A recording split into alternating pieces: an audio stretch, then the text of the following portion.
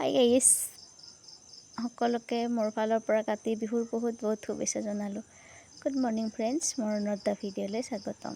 ইয়াৰ ৰাতিপুৱা প্ৰথমে উঠিয়ে পাকঘৰটো চাফা কৰি বাচনখিনি ধুই আহিলোঁ। এইফালে মায়ে গোটেইখিনি যা যোগাৰ কৰি দিছে, মই চোতালখন ধুনীয়াকৈ মুচিব আৰম্ভ কৰিছোঁ।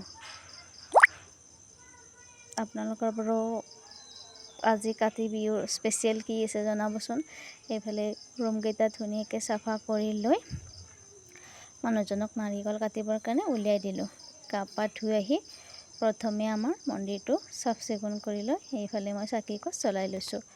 এয়া চাকি দি আহিয়ে ভাত পানী খাই ল'লোঁ বাৰু। গোটেইখিনিতো মানে দেখুওৱা নহয় ন, ভিডিঅ'টো আৰু বৰ বেছি দীঘল হৈ যাব।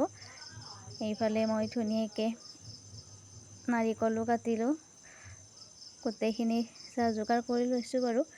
এয়া মায়ে পিঠা বনাই আছে, যদিও মানে পিঠাটো কি নহ'ল, ছাকচেছ হ'ব নোৱাৰিলোঁ আমি। এইফালে মানুহজনেও ডিউটিৰ পৰা আহি কলডনা কাটি দিলে, মই ধুনীয়াকৈ ধুই লৈ সকলো ৰেডি কৰিছোঁ। এয়া আবেলিৰ সময়ত আমাৰ ঘৰতে আছিলে বাৰু, তুলসী পুলিটো উঠাই আনি চোতালত ধুনীয়াকৈ পুতি দিছোঁ।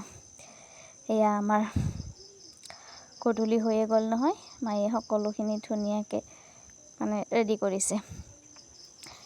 এইফালে মই লবৰ টেঙাটো বাকলিও গুচালোঁ।